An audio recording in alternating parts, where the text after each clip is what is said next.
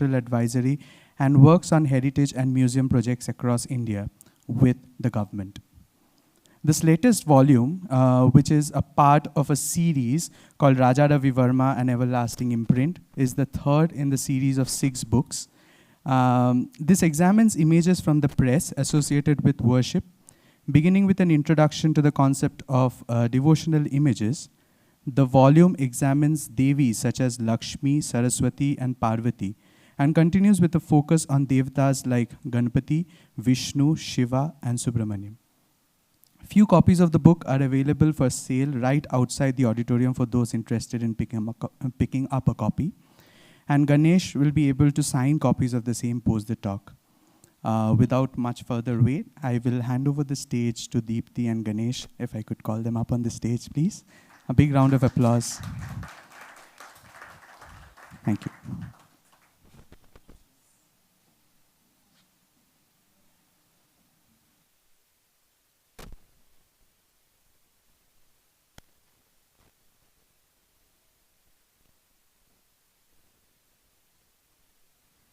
We need a rescue. Oh, good. Yes. You can hear me? Yes. Good evening. Thank you for coming. So I'm going to hand it over to the author, who will introduce part 3 of anthology. You have a trilogy and other elegies that we could talk about, but Ganesh's is a very special effort today. Ganesh, over to you. Thank you.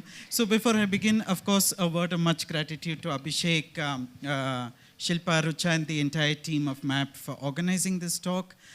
So ladies and gentlemen, we are looking at 6 volumes on Raja Ravi Varma. And when you look at 6 volumes, it becomes daunting simply because of the magnitude of the work, 2,142 pages in all. So we've actually been struggling to have curated talks on it. So every time we pick out a particular topic on what the volumes cover. So let me quickly show you the 6 volumes on the screen. So we have volume 1 on the right that deals with the artist and what goes into the making of the image. We have volume 2, which deals with the Ravi Varma Press.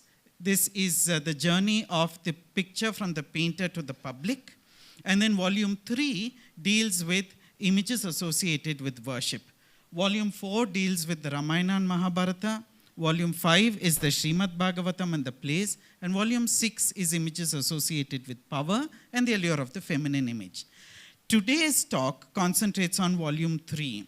So when we're looking at volume 3 itself, there was a challenge to volume 3 because religious imagery can also be used in a narrative context. For example, Surya, you would find parts of it in the Mahabharata. Surya and Kunti appears there as well. So how did the separation take place? So volume 3 deals with only those images which you would largely find associated with some sort of worship. So the image looks directly at you. These are some of the characteristics which we've looked at, is that the image directly looks at you, as in the form of a darshan. And it's only those images which feature in volume 3. So that's restricted only to those with which we've somewhat had active worship go on. So it's called the Divine Omnipresence. That's volume 3 for you. Thank you, Ganesh. So for those of you, it's amazing that we come to an art talk and people already know who Ravi Varma is, and that speaks volumes, pun intended, about what we are going to and who we are going to talk about today. But I want to go a little back. The context of what comprises Ganesh's books is very special because it happens at a very special period in history. We are talking roughly spanning before and after Ravi Varma's time, some 150 years. It's a time when photography is invented. So again, I'm very thrilled, Abhishek, that we are here at the Museum of Art and Photography. There is both art and photography feature very closely in Ravi Varma's life, and we're going to look at that shortly. But I'm going to pull Ganesh into the conversation right away. Ganesh, what is special about, can we have slide 1? Yeah, you're the clicker for the evening. Yes. I want you to talk to me about what we discussed when we chatted earlier about what we call as democracy of religion. Because earlier it was heavily compartmentalized, and there's a special context, I think, in which these prints came to life. So a little bit about that. Yes. So I actually want to step back and use a different word. I want to use the word modern. So I'm the outsider in the art space. So I'm not schooled in art. Don't smile. But the outsider's perspective is interesting. And when I think of the word modern, I'm thinking of multiple things. I'm thinking of innovation. I'm thinking of, moving away from the past. And, it could even be that when mother-in-law says it to the daughter-in-law and says, "Nam sose bala modern re," it could also mean discourtesy. So there are very powerful notions attached to the word modern. And I'm not ready to accept that modernity is simply an art history timestamp. That's the insider's view. The outsider is looking at so many facets of modernity, one of which is democracy. Mm-hmm. So when you're looking at democracy, which is what that century is all about, there's a lot of democracy going on when you're talking about entitlement in a larger spectrum. It's not just power which got democratized. Wealth got democratized. Education, there was access to so many people. Information got democratized. Ability got democratized. And so did religion. Places of worship started opening up. And it started legislatively with the photograph on top. The Temple Entry Proclamation in the 1930s, 1936, of Chitra Tirunal Maharaja of Travancore. So you're looking at a legislative angle to democracy of religion, and then you look at the art perspective of it, which are the images which you're seeing at the bottom. There were printing presses much before the Ravi Varma Press began, but it was the Ravi Varma, Lakshmi and Saraswati which really crystallizes democracy in religion. It goes into every home. Today you'll find it in an auto rickshaw also. That level of percolation starts here. And if you just put it in date, put it in a comparative date thing, this is in September 1894, when the Lakshmi and Saraswati come out. And that is 1936. So look at when the Ravi Varma Press engages with democracy. It's much before it even comes into a legislation. So democracy of religion eventually leads to an omnipresence of the divine in every home. You've spoken of, it's really interesting that you spoke of religion and education, but I also want to throw in the word museum, a hurrah for my very tiny slice of the population. It's also in 1935, so Ravi Varma was born in the erstwhile princely state of Travancore, as most of you know, which is modern Kerala. And Kerala was also one of the earliest states where museums were set up. One of the oldest museums in the subcontinent is actually the Napier Museum in Trivandrum. They haven't kept up with the times, that's another story. But coming back to Ravi Varma, the Sri Chitra Art Gallery, where a sizable selection of the Ravi Varmas are now on display, was also started in 1935, I believe, and known as the Chitralayam. Just speak to us a little bit about that, because I think that's also important. Yes, the other prong of democracy of art, one is the printing press, and the other is the establishment of museums. Public space. Yes. In fact, the Sri Chitralayam could actually be traced back to 1895 in a letter written by Ravi Varma to Grieg, where he says we need a museum in Trivandrum. But during Srimulam Tirunal's time, 5 paintings were commissioned, the first 5 which you'll see right in the center of the new museum. It is in 1935 that the same Maharaja establishes the Sri Chitralayam, which goes on to become the Sri Chitra Art Gallery. And last year we had the new wing which was curated by Ganesh, coincidentally. Next, please. So we are now going to jump into the beauty of the Ravi Varma artworks that comprise in this volume. And we are looking at 2 very interesting images here. The one on the right, your left. Your left is a sculpture, and Ganesh is going to tell us how it is connected to the other image. But when I first saw this image, we were selecting some images to share with all of you today. And when I looked at the image on the right, I was immediately drawn into the connection between art and photography. So if you look at the image on the right, it's Shiva as Dakshinamurti, which is very topical today because Shiva, as you know, was represented in very many forms, in his violent state, in his calm state. And this as a Dakshinamurti, which again Ganesh will talk to about, is actually, I like it a lot because it's Shiva dispensing education in his preaching form. So it's a very calm, benign form of Shiva. But back to art and photography, and if you look at this image, you'll see that the foreground is, of course, a very mythological theme, but the background is very much what we were just talking about. It's the birth of photography. You will see it if you look at the background, and those of you familiar with photography will know that there were images floating around at the same time that this print was made, which actually looks at the Himalayas, which the South had not seen before, definitely not as a visual representation.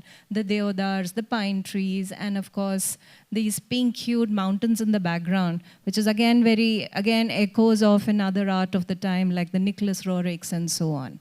And Ganesh, what about the foreground? Yes. So when this is a chromolithograph titled Shankar. And when I was in Nanjangud, I saw the sculpture there. And if you see, it's exactly the same. Clearly, one copied the other. So the first thing which I actually did was which came first. Because that's important for us to understand. Did that come because of this, or did this come because of that? And I went into the reports of the Archaeological Survey of India, and we discovered that that came first. That was during the time of Mummadi Krishna Rajavadiyar. At the time when the Mahadwara of Nanjangud was constructed, 1845. And you look at how it's exactly the same. So clearly Ravi Varma went there, he took a look at it, probably took out a sketchbook, and he detailed the exact composition. You'll even see the Yoga Pattas exactly the same. When I look at both of these images, there's another dynamic which comes up, and that is the age-old notion of which is superior and which is inferior. If you were to look at the Vishnu Dharmottara, it says that there are three forms. You have the Chitra, the Ardha, and the Abhasa. The Chitra is the sculpture in the round. It's the full sculpture. The Ardha is a relief. And the Abhasa is the absence of anything. It's a flat surface. So according to the Vishnu Dharmottara, which is what held the fort, the Chitra was the most preferred, which is the sculpture was the most preferred, and the Abhasa was the least preferred. But when we come to this phase, almost every puja room is only worshipping an Abhasa, a flat surface. Hardly any one of us are actually worshipping the sculpture in the round. Maybe very few families have murtis to which, but most of us are worshipping this. So the dynamic is interesting to understand that from the Vishnu Dharmottara to the present day, it's completely turned turtle. And it's the Abhasa which is now most popular. So this was one thing which I found very interesting when you look at a sculpture and a flat surface. But the epics were not written at the time of photography. So Correct. I think that changed, that changed everything around. The photograph really, today it's very difficult for those of us, almost everyone in this room has a phone. And the moment you leave, there are images blitzing at you through the day, moving images, still images, images that preach, images that teach. So it's very difficult to really imagine that it wasn't so long ago that we lived in a world that was completely devoid of, well, images. And the only images of which the hierarchy I think Ganesh you're referring to are the ones in the temple where you have them carved in the round, 3D as we call it today, and then in relief or partly 2D, and then of course the flat images, which is where we are. Shall we move to the next slide? Yes. There. Okay, so here, inadvertently, the theme for today's talk turned out to be really art and photography. We all know now we know that Ravi Varma had a fabulous eye for detail, as well as an exhaustive reference library. You can think of it like how we have reference libraries today. He was looking at art that was going around the time. He was reading newspapers. He had access to postcards. He had access to prints. And of course, he had access to photography. And we now know that the studio also had poses that were done with a very clear, specific intent. And Ganesh will tell us more, but me, with my deep interest in photography, I couldn't but help notice this photograph on the right. And I must share with you that when this photograph was taken on the right of this young girl who's standing, she would have had to stand like this without blinking, without moving for almost a minute, something like that. And that makes this a very special picture. And Ganesh, now you add on the other layer. So when I took a look, saw this photograph, of course, I knew what she was posing for. Clearly the Lakshmi. She's holding pencils in her hand. And the next question was, who is she? Because for over 127 years, we've been praying to a Lakshmi, which had a girl behind it, model for the goddess.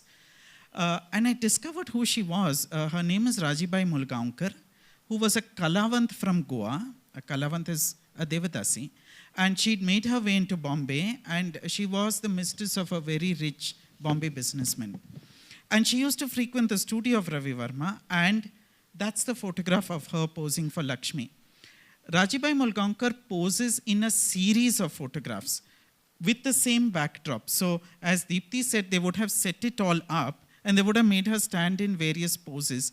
Even the photos, therefore, were composed to, the artist would have said, stand this way, stand with, this is the pose which I'm trying to get. Yeah, absolutely. So if you look at the background, the very big background, because you needed a really big backdrop to fill the frame of the photograph, you'll see a plain cloth. And then in front of it, something that was clearly maybe a throw or a carpet sort of a thing that was put on the floor. Which is the second layer that you see. That's the bit with the embroidered, scrolled detail. And then directly behind her, a kind of a prop, and then you have a dark contrast image. And this is very deliberate because Ravi Varma knew that he had to paint the silhouette of the girl, and he needed the photograph with a very, very clear silhouette. So that's an interesting, definitely something new that was being done in studios and artists. So when I got the photograph, I was quite curious to find out how it matched with the Lakshmi. So I had a photographer friend of mine, Kushal Raheja, and he actually put them together. And you can see how exactly similar, how it matches the Lakshmi. The proportions are exactly the same. And but of course, Ravi Varma takes liberties. The face is idealized. The face is not that of the girl. So it's not a portrait. It's an idealized face.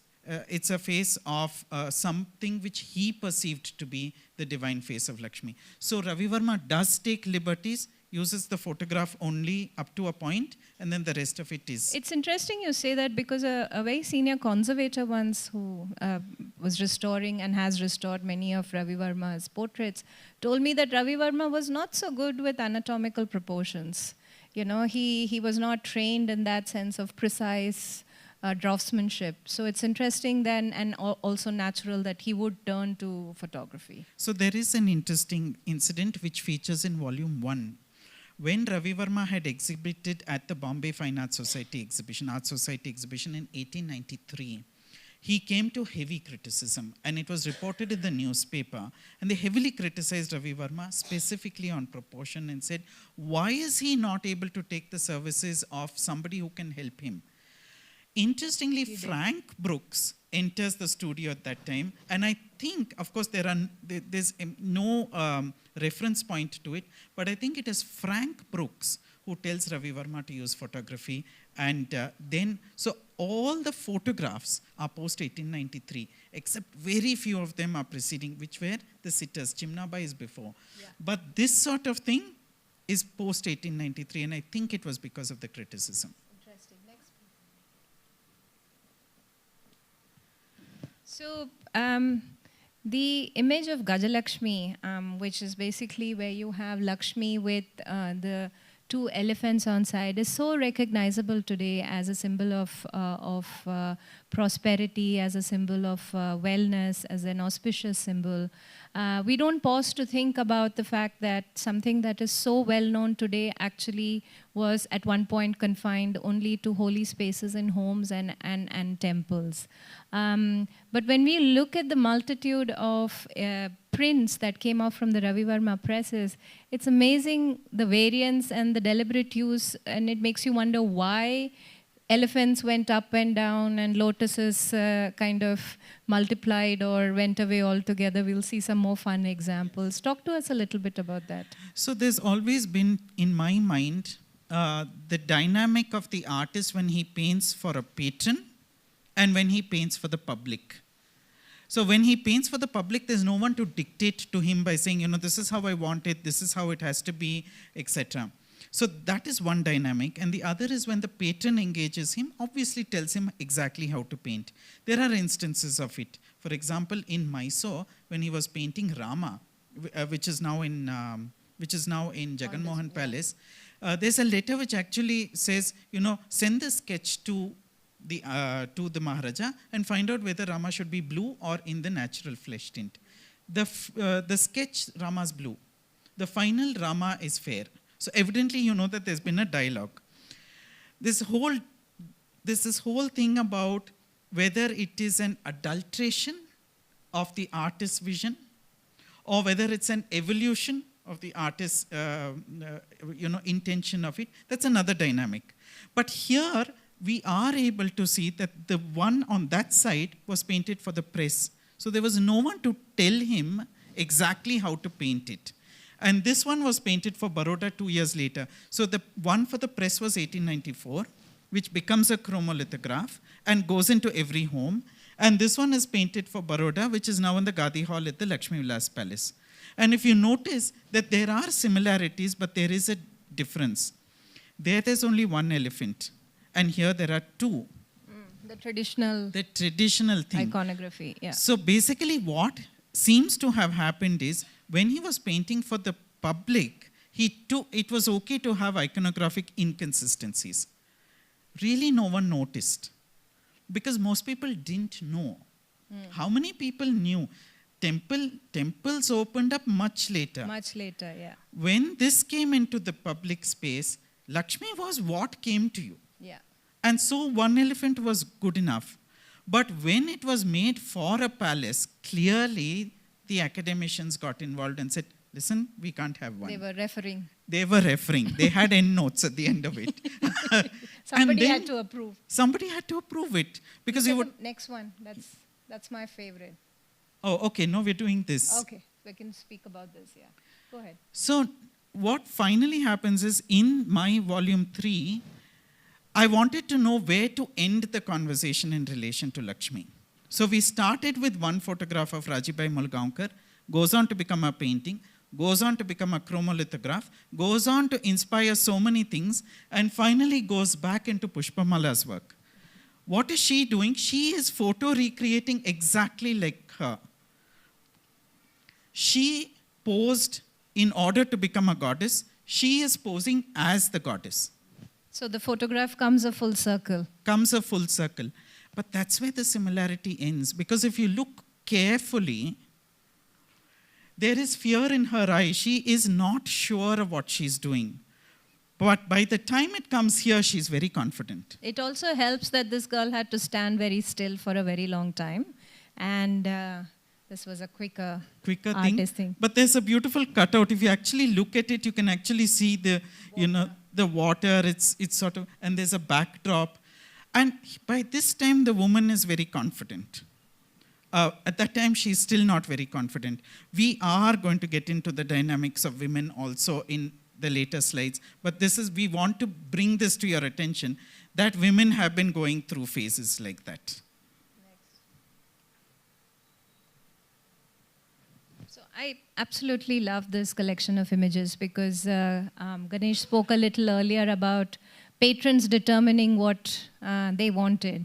And so this collection here, if you look at it, any guesses as to who wanted these images? They're still around, so Where did you last see an image like, for example, the one with the diamond? I don't know if I'm covering it. A jeweler, brilliant. Anybody else? You want to give that a try? Shubh Labh. Huh? So, oh, the textile lady is also there. Yeah. Sorry, what did you say? Saris, yeah, absolutely. So the images that you see here today are so universal. You'll find them on covers of firecrackers, matchboxes, saris, commercial establishments when you enter, little puja houses, anywhere. If you, even the municipal corporations have taken to it. If you don't want people to spit or do other things, you also put them on the walls. And we don't pause to think about how this imagery was actually born. And it's what Ganesh said a little earlier. This was actually born from the patrons. So the birth and the popularity of Lakshmi in this avatar was clearly linked to also the rise of the commercial mercantile class in India. India was also becoming very, very prosperous. And as migrant communities of shopkeepers and those who did business move, who did they take with them? But an icon of prosperity. So when I was looking at the entire sequence of images after Ravi Varma's Lakshmi, clearly I don't think people were quite happy with Ravi Varma's Lakshmi because where's the gold? Yeah. And where are the she's coins? associated with gold, and that's one facet of it. And clearly, as you can see, what starts as a trickle ends in flood. It's gold is everywhere, including on the neck of my interlocutor. So, Thank you. so, it becomes the way in which now the patron, the commercial establishment, wants Lakshmi according to his dictate. And that's what you're seeing. So you're seeing maybe a sari person wanting the sari which he wants to sell, and Lakshmi's branding it. The jeweler, get rid of the lotus, make her sit on a gemstone. Make her sit on a diamond. Yeah, make her sit on a diamond. After all, wealth has to come in. And this one must have been a fertilizer advertisement because suddenly now the maize is sporting gold. There's maize, there are plantains. It really is whatever makes you prosperous. Including me, a proud Malayali, gold makes me happy. Thank you, Ganesh. But the wonderful thing about it is, and there is another understanding to it, is again, what is the source point of the dictate of imagery, especially religious imagery? I spoke about how the Chitra Sutra turned turtle in the previous thing.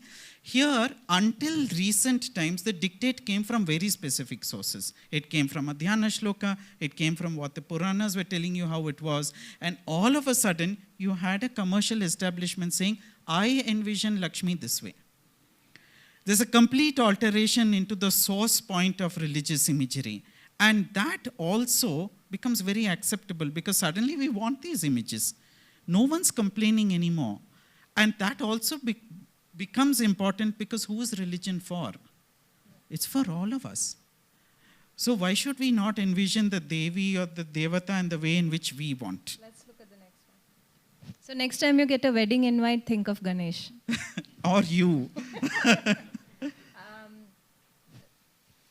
So this is again more collection of images, but we've just put this together so that it helps you look at, through one tiny detail, the very many images of Lakshmi. And you've got, of course, the artist Pushpamala with, I think, a paper mache. I need to clarify that crown. And of course, you can tell where the goddess was most popular simply by looking at her crown. The regional influences, the style of the mukut, whether it is gem set, emeralds, rubies, plain gold, and of course, on the bottom right here, this one was really interesting for me. Because this image is placed in Victorian England, her tiara is absolutely Victorian. It's got these, it's what Queen Victoria would also wear. So you've got these little tiny stars, which were diamonds. Also very popular, and you have other parallel imagery, including in the maps collection, where you've got, princesses wearing these tiaras. But of course, a goddess can also get inspired by the royals, right? Yes, and so did the artist. So let's move. these prints are absolutely, and a very important, I think this is for the first time in your book that you bring out the reason for why these images were controversial and a turning point. Tell us a little bit more about it. So what happened was, when the print of Ashtabhuja Devi came out, the one on that side, the British in 1909, it was actually circulating for some time before the British suddenly looked at the print and then said, hello, 1 minute, we have to proscribe it under the Indian Press Act. And the reason for the proscription proceedings was because they thought that that was a decapitated cow instead of a buffalo. So they confiscated all of the prints, including the match labels, and they said, no, you can't sell images where a cow is being decapitated. The owner of the press by that time is Fritz Leicher, the German, and he petitions the Bombay High Court and he says it's not a cow. This is actually from the tale of Mahishasura Mardini, where she slays a buffalo. The archives has a very interesting letter. It says that I don't think we're going to win the case, so you better settle it with them, which I don't think any government organization does today. But anyway, the government in their wisdom at that point of time said, settle it. So Fritz Leicher said, all right. What I will do is I'll simply darken it, which is what he does in the second one. It's the exact same image, but it's darker. So they say, all right, if it is dark, then it's a buffalo. And also darker, from white to black becomes cow to buffalo, as perception. Correct. Yeah. Their perception. Their perception. Yes. But we discussed this, Ganesh. Ashtabhuja, for those of you who don't know, is simply Ashtabhuja, which is 8 arms. But the print on the left has very many more arms. Maybe Fritz Leicher wanted to make her more powerful. No more court cases after that. Okay. Possible. Possible. Yeah. Possible. And talk to us about the prints. So when they had completed that, then they realized that the press had come out with this, which was the cow with 84 gods. And they said, listen, there's someone attacking the cow. And they said, listen, again, we're going to proscribe it. By this time, Fritz Leicher was quite smart. He says, listen, before you get me into court and all of that, I'll simply redact that person. And that's the second print. And there's this guy doing that. Stopping nobody. Stopping an evil that you cannot see. You have to imagine it. But there was an interesting continuation to this. Can you see? Can you see that? I think we are both blocking the... Yeah. Yeah. Depending on where we are sitting, I think we are blocking the... Yeah. Okay, there. Cow or the... So he's actually, I don't know who he's doing it to, but evidently that portion gets redacted. And this is, so it doesn't end here. The Nizam of Hyderabad then decides that all cow prints are going to be banned in his dominion, because he doesn't want to get into any of this controversy. And finally, the Hindu Sabha says, how dare you? I mean, this was only to this. So the Nizam of Hyderabad issued a public apology and he says, no, now cow prints can come in. So for all of you all who are thinking that the dynamic of the cow is a new phenomena, we've been fighting for it for a long time. It goes back to 1909. So it's that far back that we've had issues in relation to what you could do and could not do with animals, which brings us to the next slide on animals. Yeah, so this, again, we move from the crown to the vehicle. As you know, in Indian mythology, on which this book focuses heavily, almost all gods have an associated animal, also known as the Vahana. And here we've pulled out details. The prints are in the book outside, which you must buy. But you can look at how, and I think almost all of you can recognize the gods by the animals that you can see. So Garuda. Great. The owl. Excellent. That's from the Calcutta Art Studio. The peacock. Here, Saraswati. Iconographic inconsistency. Yeah. But it's good to look at it through that. And the 7 horses? Surya. and then of course the others also. But what's really interesting is that as we were looking at the Vahanas, you also saw that I spoke to you earlier about Ravi Varma's reference library, and clearly he was referencing everything he could get his hands on, and what was flowing through popular visual culture at the time. We also know, I think Ganesh's earlier volume speaks about that, that he referred exhaustively to miniature Indian paintings across the country, really. But what's interesting is that when you look at these tiny details in the prints themselves, then you see how that comes into play. Ganesh? So if you see here, I mean, Ganesh, you can do it. So that is The black Chandra. buck. And look at the miniature and look at exactly how it is styled. So you see the black buck as a detail that is taken from a traditional Indian miniature painting. I love that depiction of the Chandra, you know, of the whole silhouette of the chariot being pulled by very E.T.-like against the big moon. But that small detail is taken and put into the print. And Ravi Varma was also a very astute businessman. He wanted his work to be seen as much as possible.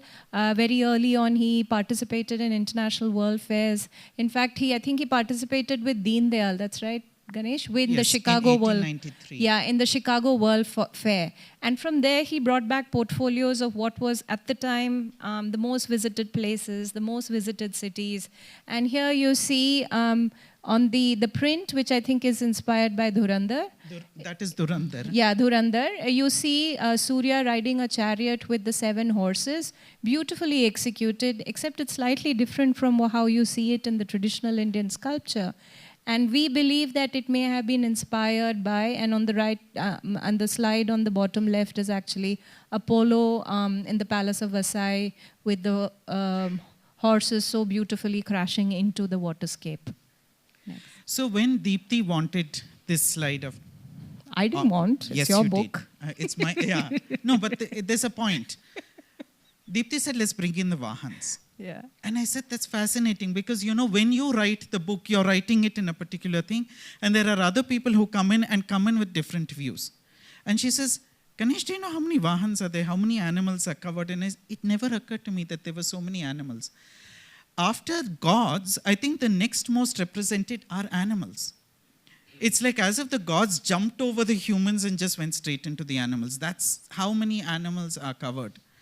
But there's an interesting thing because once this came up, I was actually thinking about, and I'm going to get into an aside, it's an important aside, because I've been having few conversations in the office with some of my interns, and one of the people recently said, you know, animals don't require laws to keep their societies going.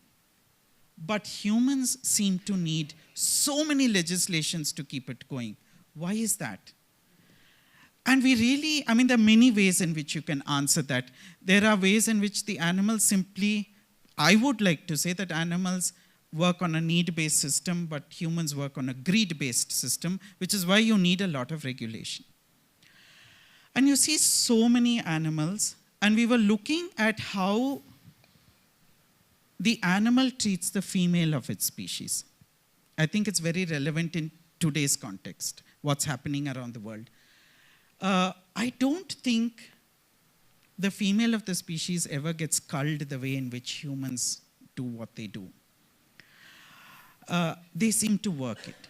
The female of the species is the way in which the species continues. The female of the species in the animal kingdom is simply not treated the way in which humans treat the female of their species, which brings me to the next slide. This does not feature in the volumes. We've added it for the talk. And why is it important? It is simply important because in 2003, Taproot, which was an advertising agency, came out with something called the Abused Goddesses campaign. And what did they do? They took well-known images, as you can see Ravi Varma Saraswati right in the middle, and they had a slogan at the bottom which read, 68% of women in domestic relationships are abused. 68% in 2003 were the subject matter of abuse. And they went on to say that if we didn't stop it, even the ones we prayed to would look like this. It's a very important moment. And 20 years later, we haven't... We don't seem to have learnt a thing. Not a thing have we learnt. So, both of us have an appeal to all of y'all, that if y'all are taking back anything from this conversation, please talk about this. Because it seems we cannot say it enough. I'm saying this very strongly. We cannot say it enough. I have to also tell you that these don't feature in the book. Because when I reached out to the company which now has copyright for them, they said, we are not proud of the campaign. But I can use it in an academic talk. And we've decided to bring it here. So all of us have to talk about this. It's very important that we do. And on that note, we move on. One of the remarkable features of this compilation is really a deep dive into all the popular iconography that we know well, of goddesses and gods that we know well. But also what is fascinating is looking at gods that are popular, as I see it, in specific regions of India. So here on this slide, we have two fascinating images. On the right is Subramanyam with a story which Ganesh will tell you about. At the time that it was published, it was deeply controversial. Any guesses why? We'll look at it. But before we move on the left is Dattatreya, which I've just moved from Bombay to Bangalore. And the iconography of Dattatreya, especially in interior Maharashtra, in Pune and all, is extremely popular, including as a popular name for young boys. And Ganesh, why don't we start with Dattatreya before moving on to the nice cozy picture on the right, as to why there are 4 dogs which look adorably like European paintings. So according to the iconography, the 4 dogs are the 4 Vedas, which continue to surround the Lord. But why are they put next to each other? They're completely distinct images. It's because the one on that side, the Subramanya Swami, again got into another litigation. There was a newspaper article in the Hindu. When this was heavily published and advertised, there was a little newspaper report in the Hindu which says, I don't think this is by the hand of Ravi Varma. So would someone please clarify if it is?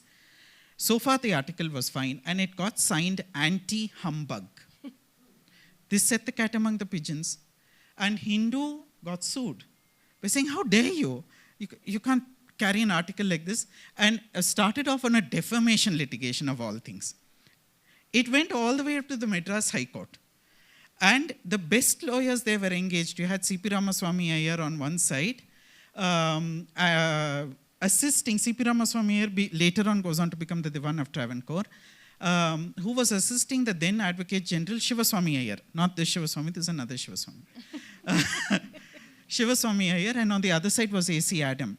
And there's this huge deliberation which gets reported in the Hindu, full page, saying the judge said this, Shivaswamy Iyer said this, the opposite side said this. The entire argument is there, and it runs into maybe about 14, 15 very detailed articles. It's very interesting what all they get into. They say, see, listen, what did I talk about? I never spoke about you. I was only defaming the picture. I wasn't defaming you. So it gets into this debate as to whether it's defamation of character or disparagement of goods. Defamation of character, which could also be criminal, disparagement of goods being a purely civil remedy. So it gets into this huge dynamic as to what is and what is not, whether you can speak, whether you cannot speak, whether you can criticize, whether you cannot criticize. And this debate, this is probably the first litigation in India associated with art and defamation. Yeah. Finally, of course, the Hindu wins. But in that, they actually summon the person who writes it and says, why did you write it? And he says, because I knew Ravi Varma very well. And he wrote in a letter by saying, I will not paint Subramanya Swami because he has 6 faces. And I cannot accommodate the 6 faces and make it look symmetrical. So Ravi Varma never painted a picture of multiple headed gods except this one. This is the only time he actually paints multiple gods, making the Dattatreya extremely rare in the Ravi Varma repertoire. And he did a good job, I think. He did quite a good job of this. So you can see why in the realm of art history, when a lawyer talks about an image and its defamation, how it's put. But interestingly, it wasn't the first defamation litigation. The first one is supposed to be that of Whistler. In England, he had a painting called The Nocturne in Black and Gold, The Falling Rocket. And the critic came and said that the painter has splashed black on the public. Yeah. And that got into a defamation litigation too. Interestingly, the High Court of Karnataka about 3 weeks ago has also passed a judgment on defamation in art. So, it's a very current thing also. The dynamic continues to get into various ways of looking at art. But there's another aspect. There are 2,140 pages on Ravi Varma, but very seldom do you actually get the mind of the artist. Most of it is conjecture. But here was an actual letter written by Ravi Varma by saying, I will not paint. And that, to me, is such a rare thing as to the intentionality of the artist being discerned 100 and so odd years later, that we actually have a document where he speaks his mind. Correct. Shall we move on? So this is absolutely fascinating. And again, really a juxtaposition of the same visual imagery that transcends across several decades. The Ravi Varma print in color that you see from the press that you see is of the depiction of the god Markandeya. And why don't you talk us through the mythology? That's Lord Yama, right? Yeah, so that's Yama, and Markandeya had only 16 years to live. And he's praying when Yama says, your time's up. And when he slings over the rope, he also slings over the shivling. And the shivling, Shiva gets very angry and says, how dare you? And emerges in his krura. It's probably the only thing where you can see fire from the third eye, from Ravi Varma. It's the only time you see a little squirt coming out? Yeah, that's the fire from Ravi Varma's third eye. Yeah, where it's just kind of, he's absolutely furious.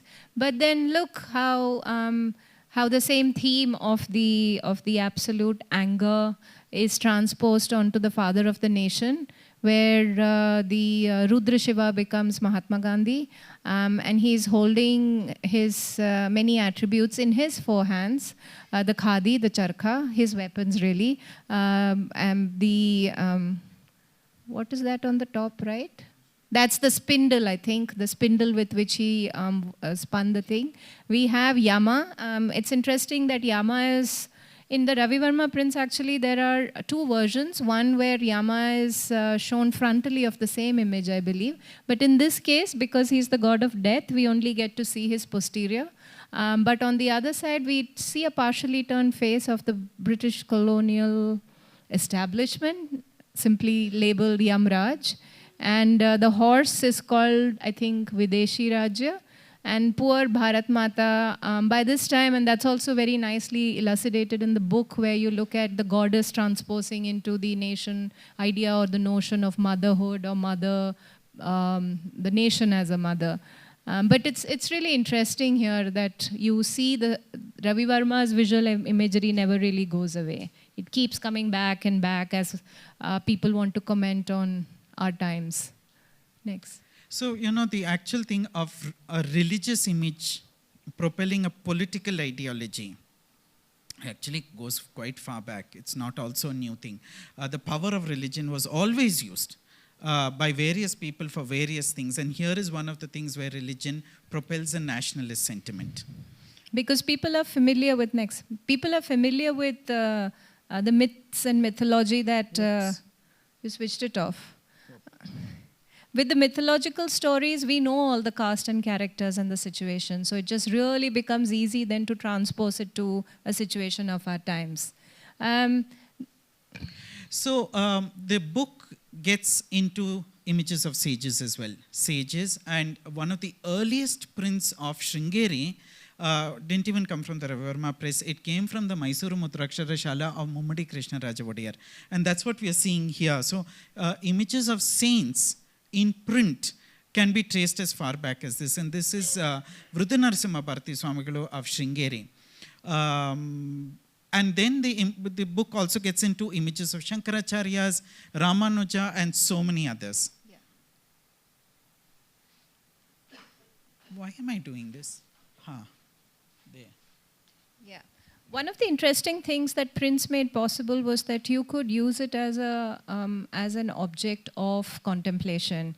And this cut across not just Hindu mythology, but really all other religions. And we're going to just quickly look at some of them. This is again a print. This is this is an Islamic print looking at the places of pilgrimage.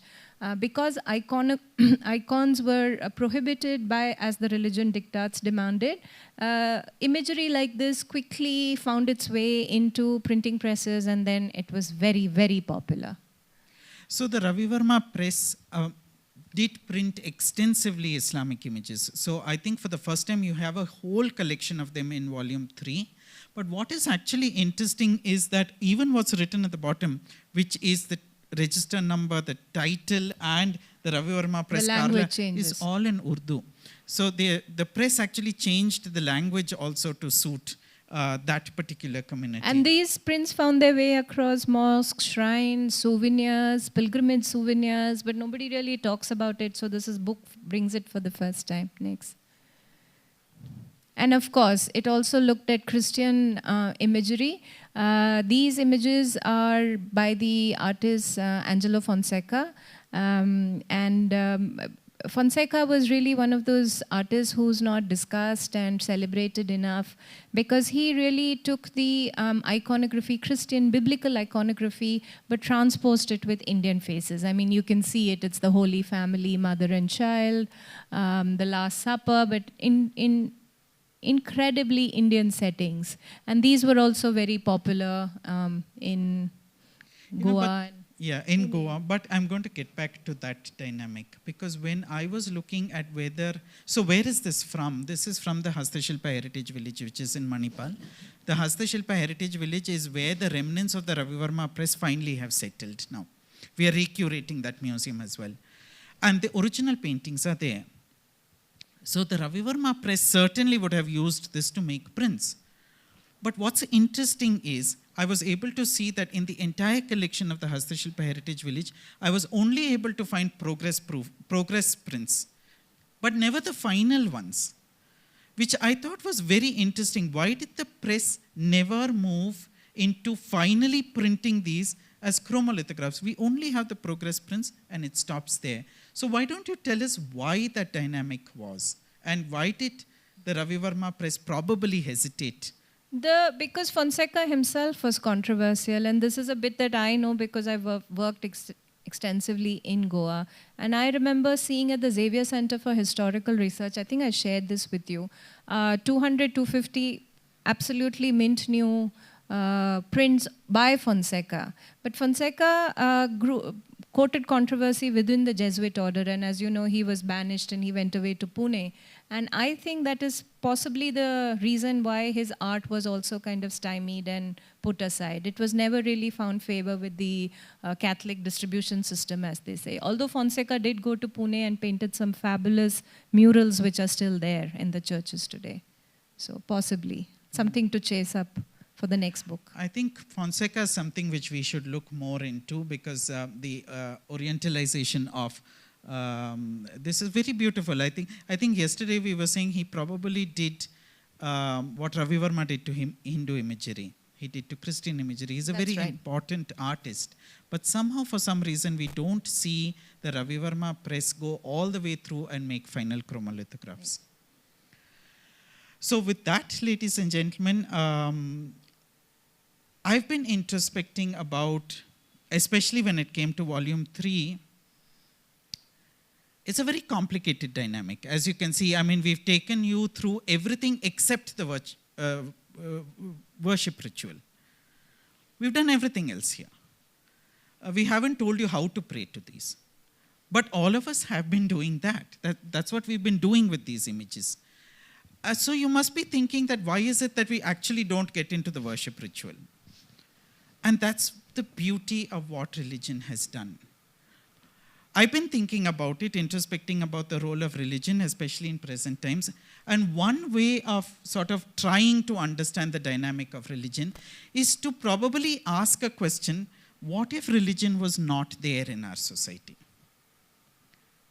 I mean, if you actually sit back and think about it and say, what if this was never there? Of course, a lot of the art, the culture would never have been there. That is one way of looking at it. The other way of looking at it is, if it is there, what has it actually done to us? I have a view of what it has done to us. I think what it has done is it's regulated society on a domestic level. We've all looked up to these images. We've all calmed down because of these images. We've all regulated ourselves because of these images. And this is what religious imagery has largely done. Of course, there have also been exceptions to how religion has been used. So then when I was thinking about it, I was thinking, what is societal regulation in a modern parlance? It's a police act. You regulate society is a police function. And what is a police function? A police function in the modern government is a secular function. So I ask the question, is religion and secularity not too far apart? And with that, we conclude. And open the floor up for any quick questions. We can take a couple of questions. Yes, Abhishek. You had one of the vehicles as a little fawn or a doe. Yes. Which god is that? Shiva, no? So I think the one in the middle, top middle, was a fawn or a doe. That's right. And I just wanted to check, that's a vehicle for whom? That is from the third version of Saraswati. And there, that one. Yeah. That's the third version. So there were multiple versions of Saraswati, all of which, the three versions which are attributed to Ravi Varma. The normal one has the peacock. And why does the swan not appear, which is what The we swan normally doesn't appear in any of Ravi Varma's versions.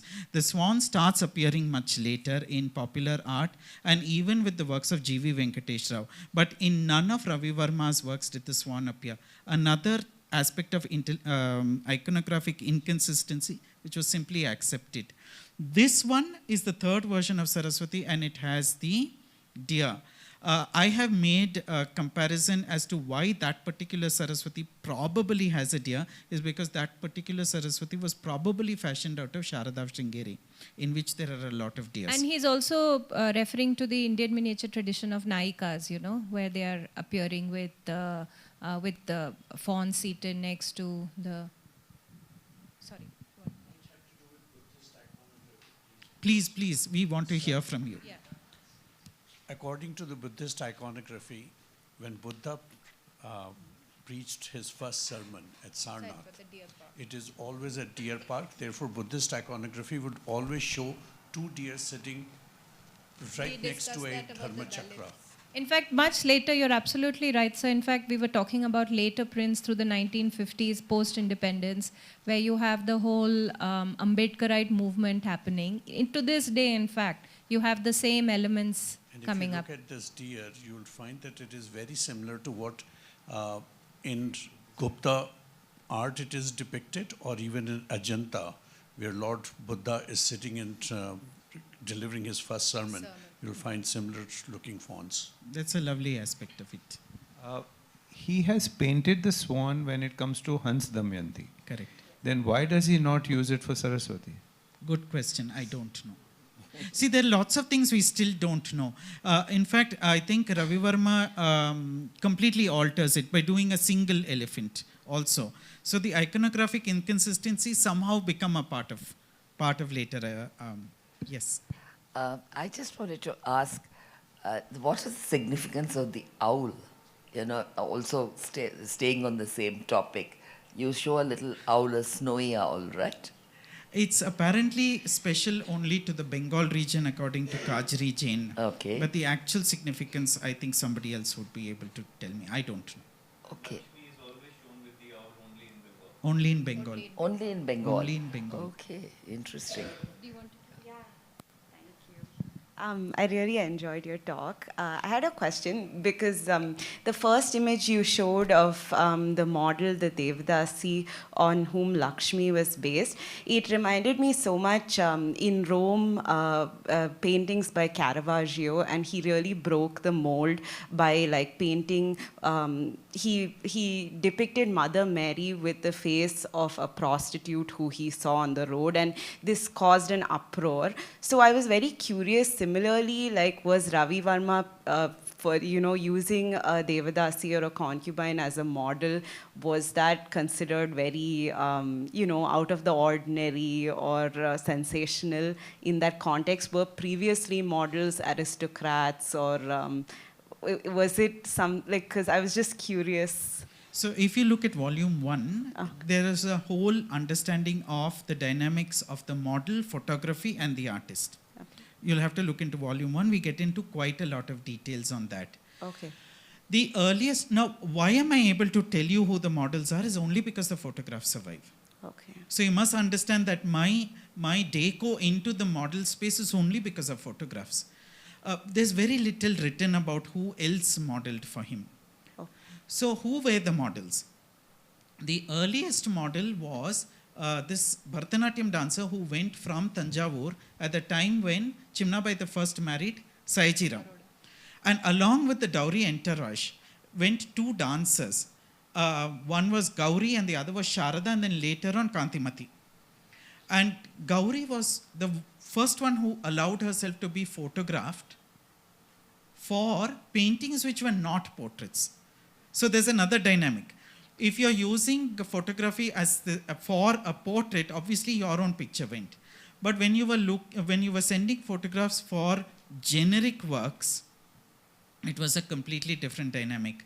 The first one was a Bharatanatyam dancer.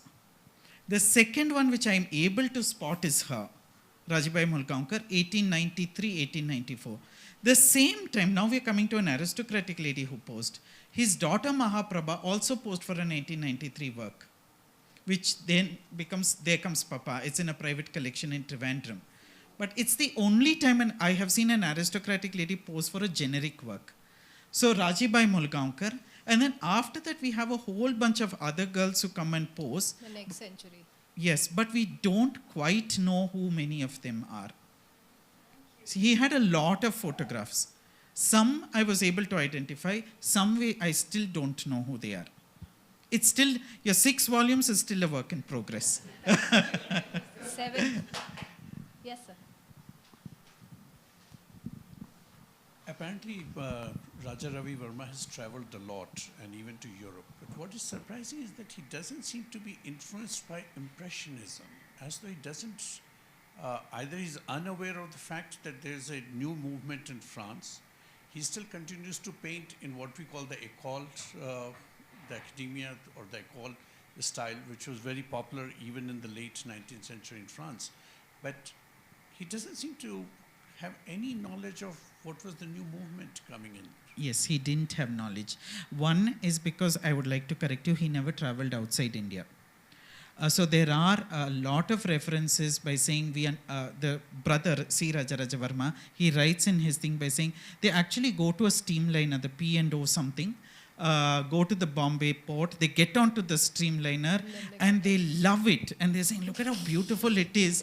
But because of these, these traditions, we're not allowed to cross the Kalapani. So they never crossed the Kalapani. Their works went abroad to Chicago, they went to London, they went to Antwerp, they went to quite a lot of places. Yeah, the paintings went, fairs, yeah. but never the person. But what did Ravi Varma do, interestingly, is he was buying books and books and books. And he had this huge library which still exists in Kilimanur. Even after a lot of them have been eaten up by white ants and all of that, there's still maybe about 60 books left in the library. None of them were in color. They were all monochrome engravings. And So- I'll add a small snippet. Someone once asked me, in the late 19th and early 20th century, while collectors in America were building these huge collections of Impressionist and all the isms that were happening, how come nobody rich in India was collecting? And that's because most of the wealthy Indians at the time The Tatas, for example, Dorab and Ratan Tata, and many of whose collections later formed the core of our modern museums. The word modern, I have to be careful with it now.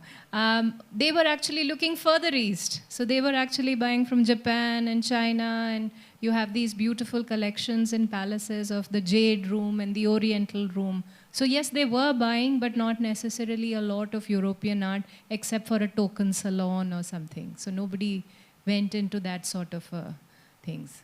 So just as a addition. So, actually somebody asked me, was Ravi Varma inspired by Rembrandt's light? Rembrandt has this particular way of having a single stream of light. You find them in some of Ravi Varma's works, especially where there is a single diya and you can see the Rembrandtian lighting. I had to answer that by saying no, because I don't think Ravi Varma, through those engravings, was able to understand the dynamic of Rembrandt's lighting.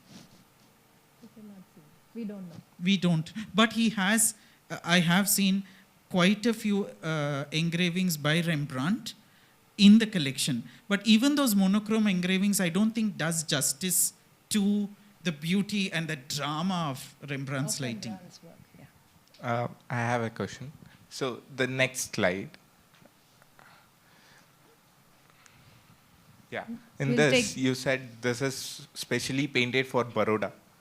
Yeah, this reminds me of Abhindranath Tagore's Bharat Mata. Like. Okay, we were having this huge debate on Bharat Mata just yesterday, and not with you, with somebody else. There was an interesting talk for, I think LCT, Lotus and Chrysanthemum Trust was doing a talk specifically on how Japan influenced Indian artists, including Abhindranath Tagore. And of course, the speaker, very eminent speaker, was speaking, and of course, questions were running in my mind about Bharat Mata. I had multiple questions in relation to Bharat Mata. One is, why is it Bharat Mata? I'm going to step back a bit and, maybe I can get questions from all of you. One reason why we call the nation Bharat is because of Shakuntala's son. Right. He's a man. When did it become a female figure? How did it become a female figure? I don't know. I've been asking this question many times over. When is that point when the nation goes from a male into a female? And becomes a mata. Becomes a mata. Sumati Ramaswamy in her book pins it to that painting of Abhindranath Tagore, which was originally not supposed to be Bharat Mata, but was titled Banga Mata, the Mata of Bengal. And she is Hindu. She has multiple arms. So how is it then encompassing the other religions which are in us? So there are multiple dynamics in relation to that particular Bharat Mata imagery. There's been a lot of discussion between whether the Bharat Mata is better styled out of this or out of that. Okay. I have to, because I've written 6 volumes on Ravi Varma, I'll have to say this.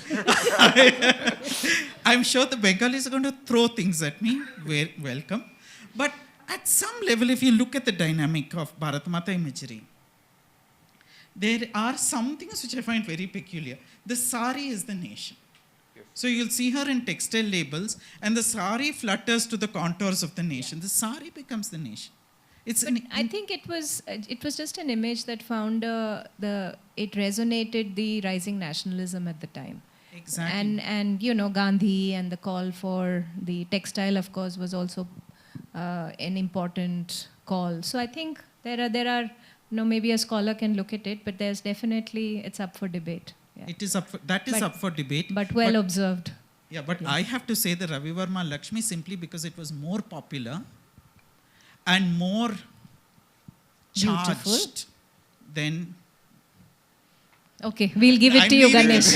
We'll give it to you, Ganesh. And on that note, I think Shri Lakshmi is a good way to close our discussion things. Thank you.